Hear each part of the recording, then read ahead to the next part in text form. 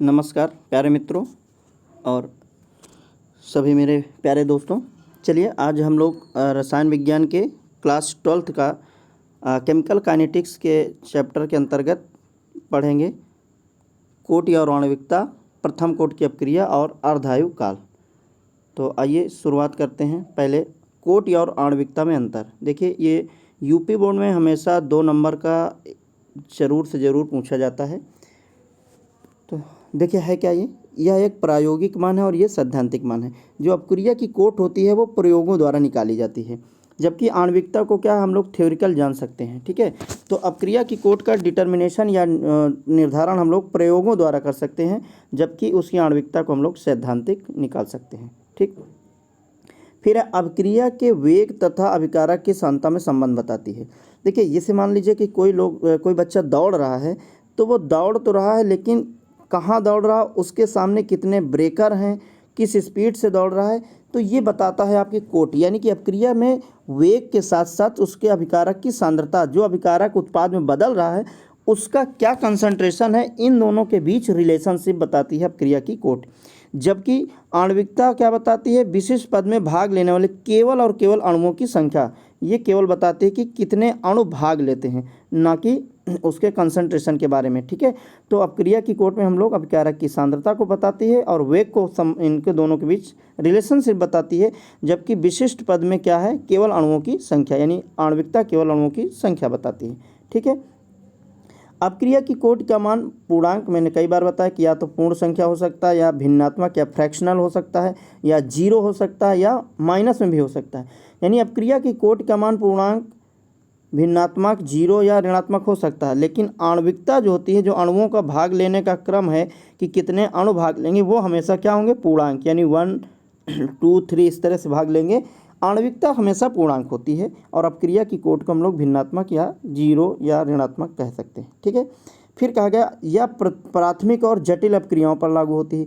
देखिए, जो अपक्रिया की कोट है वो प्राइमरी या कॉम्प्लेक्स सभी प्रकार की अपक्रियाओं पर लागू हो सकती है, लेकिन ये केवल प्राथमिक अपक्रियाओं पर ही लागू होती है। ठीक है, चलिए बात करते हैं वेग समीकरण या समाकलित वेग समीकरण की। समाकलित वेग समीकरण, देखिए ये क्या होता है, ये एक गणितीय समीकरण है जो अपक्रिया के वेग और अभिकारक की मोलर सांद्रता के मध्य रिलेशन को व्यक्त करता है। यानी जिसके द्वारा हम किसी अपक्रिया का वेग और उसकी जो मोलर सांद्रता है अभिकारक की, उनके बीच जो संबंध है उसको किसके द्वारा व्यक्त करेंगे, तो जिस समीकरण द्वारा हम लोग व्यक्त करते हैं उस समीकरण को हम लोग बोलते हैं वेग समीकरण या समाकलित वेग समीकरण। ठीक, इस आधार पर देखिए विभिन्न कोट की अपक्रियाएँ होती हैं।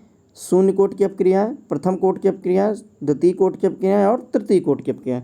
इस तरह से आपकी टोटल अपक्रियाएँ हो गई 4। ठीक है, लेकिन इसमें कौन कौन सी आ गई, zero order reaction, first order reaction, second order reaction और थर्ड ऑर्डर रिएक्शन। तो हम आप इंटरमीडिएट के कोर्स में सिर्फ जीरो ऑर्डर और फर्स्ट ऑर्डर रिएक्शन ही है। ठीक है, तो चलिए इस पर बात करते हैं। शून्य कोट की अपक्रियाएँ कैसे पहचानेंगे, क्या होती हैं।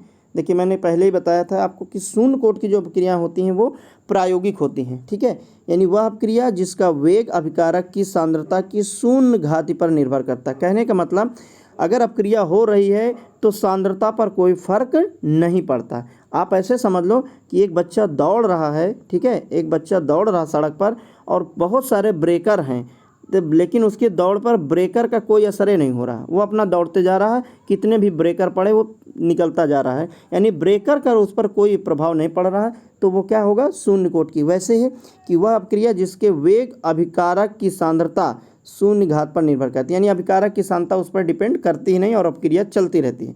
ठीक है, ऐसी अपक्रियाओं को हम लोग शून्य कोट की अपक्रिया कहते हैं। अपक्रिया का वेग जिसके अभिकारक की सांद्रता शून्य घात पर होती है, निर्भर करती है या होती है, उसे शून्य कोट की अपक्रिया कहते हैं। ठीक है, अब देखिए यहाँ पर अभिकारक अणुओं की सांद्रता शून्य घात के समानुपाती होगी, यानी डायरेक्टली प्रोपोर्शनल होगी, और इनका वेग अभिकारक के अणु के सांद्रण पर निर्भर नहीं करता। मैंने पहले बताया कि बच्चा दौड़ रहा है तो उसको ब्रेकर से कोई लेना देना नहीं, यहाँ पर अणु के सांद्रण पर निर्भर नहीं करते, यानी अपक्रिया का वेग होता रहेगा और सांद्रण चाहे जैसा हो अणुओं का कोई फर्क नहीं पड़ेगा।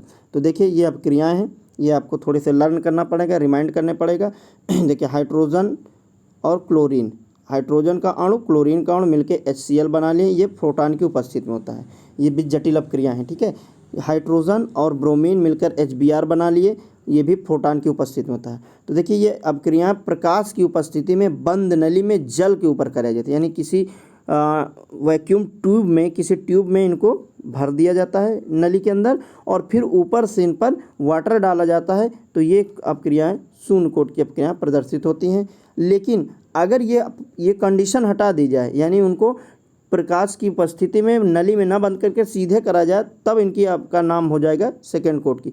तब ये द्वितीय कोट की अपक्रियाएं प्रदर्शित करने लगेंगी, शून्य कोट की नहीं। ठीक है, शून्य कोट की कंडीशन है कि जब हम उनको प्रकाश की उपस्थिति में बंद नली में कराएंगे तब वो शून्य कोट का प्रदर्शन करेंगी, यानी तब सांद्रण का प्रभाव उस पर नहीं पड़ेगा। लेकिन अगर ये शर्त हटा दी जाएगी तो द्वितीय कोट की अपक्रिया में तब इन अपक्रियाओं में सांद्रण का असर होने लगेगा, यानी सांद्रण प्रभावित करेगा अपक्रिया के वेग को, और जैसे ही सांद्रण अपक्रिया के वेग को प्रभावित करेगा तो ये सेकेंड ऑर्डर रिएक्शन हो जाएगी, ना कि फर्स्ट ऑर्डर। ठीक है, जैसे ये देखिए, ठीक है, ये भी शून्य कोट की अपक्रिया है जो उत्प्रेरक की उपस्थिति में हो रही है। एयू उत्प्रेरक की उपस्थिति में N2O को जब रिएक्ट कराया जाता है गैसीय फॉर्म में तो N2 और ऑक्सीजन के मॉलिक्यूल्स मिलते हैं। इस तरह से 2HI को जब AU यानी सोने की उपस्थिति में गैसीय फॉर्म में कराया जाता है तो हाइड्रोजन और आयोडीन अलग हो जाती है। अमोनिया को टंगस्टन की उपस्थिति में, देखिए अमोनिया के निर्माण की अपने साथ बहुत सारी विधियां पढ़ा होगा। यहाँ अमोनिया को तोड़ा जा रहा है नाइट्रोजन और हाइड्रोजन में, तो अमोनिया को नाइट्रोजन और हाइड्रोजन में तोड़ने के लिए कौन से उत्प्रेरक का प्रयोग करेंगे? टंगस्टन। ठीक है, टंगस्टन। इस टंगस्टन के से ही फिलामेंट का जो फिलामेंट होता है बल्ब का बना होता है टंगस्टन धातु का। तो इस तरह से उत्प्रेरक की उपस्थिति में भी अपक्रियाएं हो रही हैं और ये भी शून्य कोट की अपक्रियाएं हैं। ठीक है, जीरो ऑर्डर रिएक्शन विशेष परिस्थितियों में, मैंने पहले बताया कि ये जितनी अपक्रियाएं होंगी जीरो ऑर्डर की वो सब विशेष परिस्थितियों में होंगी। ठीक है, एक चीज़ ध्यान रखिएगा, ये वैसे तो पूछा नहीं जाता यूपी बोर्ड पर ये देखिएगा, ये अपक्रिया ऐसा लग रही है कि ये प्रथम कोट की अपक्रिया है, लेकिन इसमें ब्रोमीन का कोई प्रभाव नहीं पड़ रहा। ब्रोमीन के सांद्रण का एसीटोन पर कोई प्रभाव नहीं पड़ रहा है। ये एसीटोन का सूत्र है CH3COCH3। तो एसीटोन पर ब्रोमीन का कोई प्रभाव नहीं पड़ रहा, अर्थात ये भी जीरो ऑर्डर रिएक्शन है। ठीक है, तो ये कभी आगे कंपटीशन में पूछी जा सकती है। ठीक है, तो ये दिख रही है कि प्रथम कोट की है, लेकिन ये शून्य कोट की अपक्रिया है। ठीक, चलिए अब हम लोग जरा शून्य कोट की अपक्रिया के लिए वेग की समीकरण वेग का निर्धारण करते हैं, वेग समीकरण का। ठीक है, तो ये थोड़ा सा ध्यान देने का है क्योंकि ये बोर्ड में ही समझाया जा सकता है, लेकिन मैं कोशिश करता हूँ कि आपको इसमें भी समझ में आ जाए। चलिए, शून्य कोट की अपक्रिया है और देखते हैं इस पर।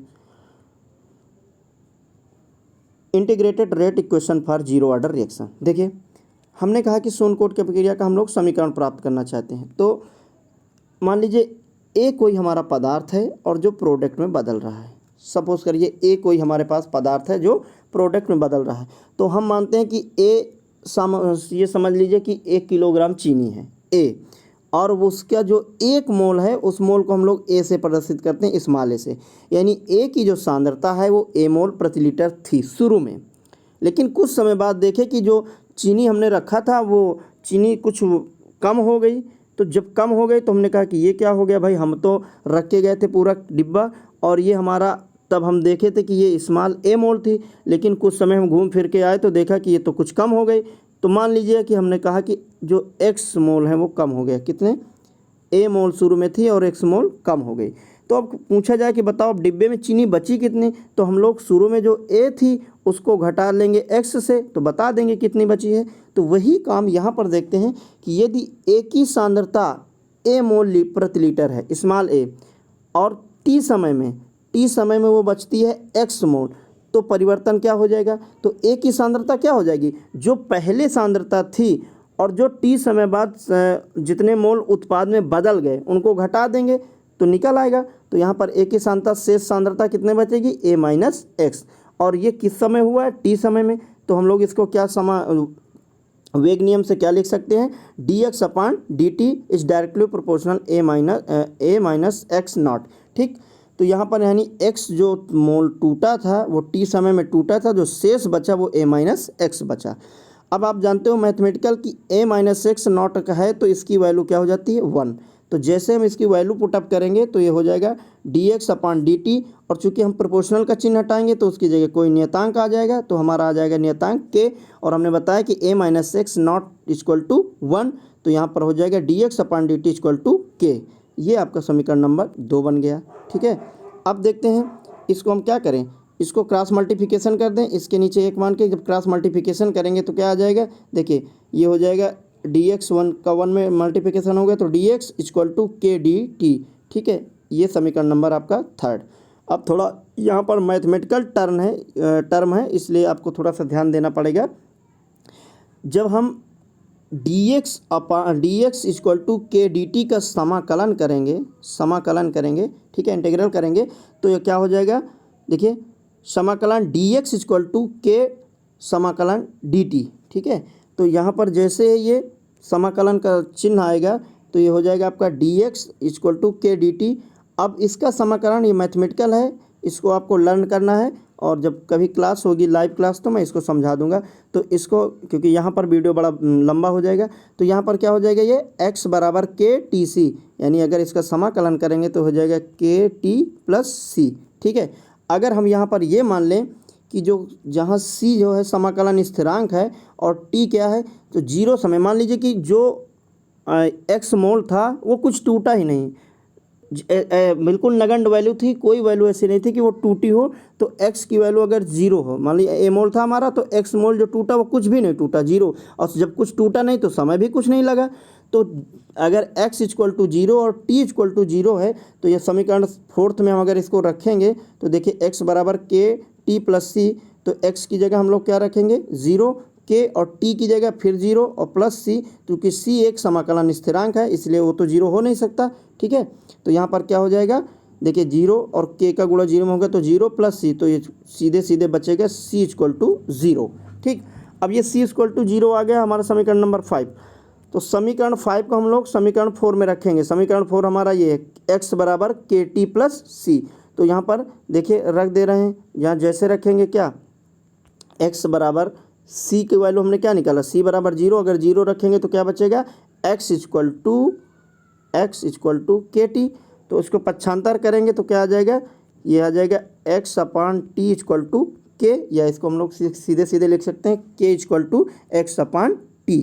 ठीक है, तो ये आपका 0 ऑर्डर का समीकरण के लिए आपको शून्य कोट की अपक्रिया का समीकरण हमें प्राप्त हो गया।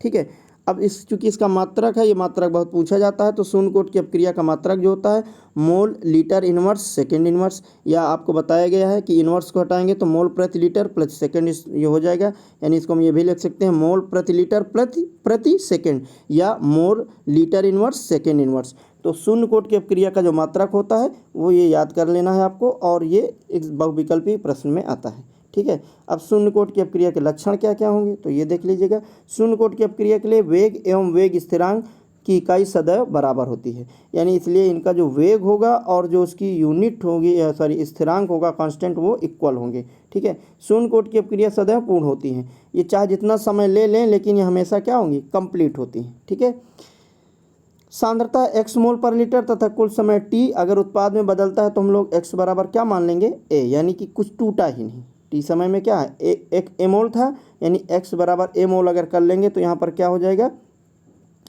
x की जगह हम लोग क्या रखेंगे a, तो a बराबर के टी, या t बराबर हो जाएगा a अपान k। ठीक है, शून्य कोट की अपक्रिया के लिए अपक्रिया का वेग सदैव स्थिर रहता है। ठीक है, संपूर्ण अभिकारक कुल समय में उत्पाद में बदल जाता है। पहले बताया कि यह अपक्रिया पूर्ण होती है, अगर अपक्रिया पूर्ण होगी तो जितना भी अभिकारक है वो क्या है, सब प्रोडक्ट में बदल जाएगा। ठीक, इसके बाद 0 ऑर्डर अपक्रिया के, देखिए 0 ऑर्डर अपक्रिया के लिए अभिकारक की सांद्रता तथा समय में ग्राफ खींचने पर एक सरल रेखा प्राप्त होती है।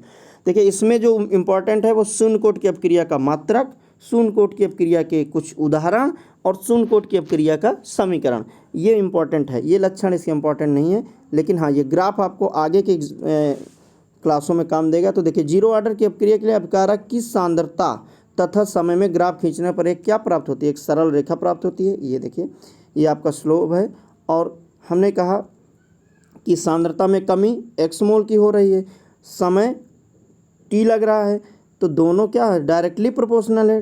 ठीक है, ये दोनों डायरेक्टली प्रोपोर्शनल है तो ये एक सीधी रेखा प्राप्त होगी, यानी स्थिरांक है k। ठीक है, तो शून्य कोट की अपक्रिया के लिए x एवं t के मध्य आरेख। अब ये पूछा जाता है कि शून्य कोट की अपक्रिया और अर्ध आयुकाल में क्या संबंध है। शून्य कोट की अपक्रिया और अर्धायु काल में क्या संबंध है। तो देखते हैं शून्य कोट की अपक्रिया का अर्धायु काल में संबंध। देखिए यहाँ पर ये मैंने शून्य कोट की अपक्रिया नहीं, ये केवल अर्धायु काल बताया आपको कि अर्धायु काल क्या होता है।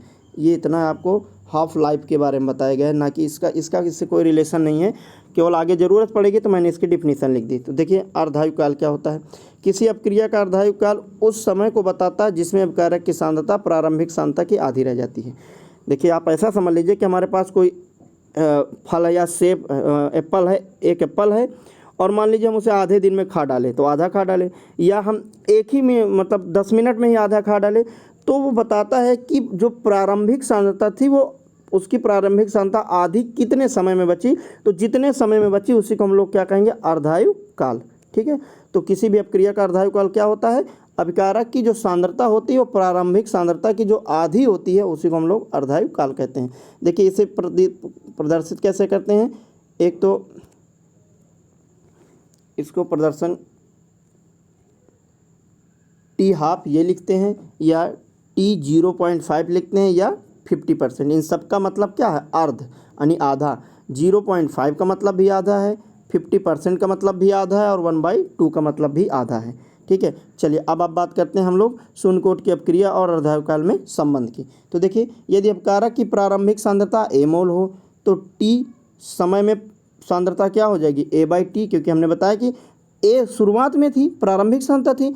अब ये अर्धायु काल है तो आधी बचेगी तो a/2 हो जाएगी। तो यहाँ पर हम लोग क्या करेंगे, फार्मूला आपका शून्य कोट की अपक्रिया से आ गया, k बराबर x/t। तो प्रारंभ में तो a थी, कुछ समय बाद क्या बची, a/2, और t को अर्धायु काल मानेंगे यानी t बराबर हाफ t। तो यहाँ k = a की जगह हम लोग क्या रखेंगे, x की जगह क्या रखेंगे, जो शेष मात्रा है। ठीक है, तो a/2 और t समय, इसको अर्धायु काल यानी हाफ t। तो अब इसका क्रॉस मल्टीप्लिकेशन करेंगे तो हो जाएगा आपका, देखिए यहाँ एक मान के क्रॉस मल्टीप्लिकेशन करेंगे तो k × t हाफ = a/2। अब अगर इसको हम लोग क्या लिख सकते हैं, t हाफ = a/2 के, तो देखिए टी हाफ अगर इसको लिख सकते हैं हम 1/2 के लिख सकते हैं। और ये जो k और 2 है ये दोनों स्थिरांक है, अगर दोनों स्थिरांक है तो ये स्थिरांक से अगर हटाएंगे तो यहाँ पर प्रोपोर्शनल का चिन्ह आ जाएगा, तो ये हो जाएगा T half is directly proportional a। यानी अर्धायु काल की अपक्रिया जो होती है वो अपकारक के a मोल के सीधे समानुपाती होती है। तो इस तरह से आपका जीरो ऑर्डर के रिएक्शन की हाफ लाइफ अभिकारक के प्रारंभिक सांद्रता के डायरेक्ट या सीधे समानुपाती होती है। ये देखिए इन दोनों के बीच ग्राफ है, ये टी समय है और ये प्रारंभिक सांद्रता है, तो ये इसके डायरेक्टली प्रोपोर्शनल होगा। यानी अगर टी हाफ बढ़ेगी तो ए भी बढ़ेगा, अगर ए भी घटेगा तो टी हाफ भी घटेगी। ठीक है, तो इस तरह से आप सभी का थैंक यू, और आप सबसे गुजारिश है कि आप लोगों को अगर थोड़ा वीडियो अच्छा लग रहा हो या मेरी कोशिश आपको कुछ सार्थक लग रही हो तो चैनल को प्लीज़ सब्सक्राइब करें। थैंक यू, जय हिंद, वंदे मातरम।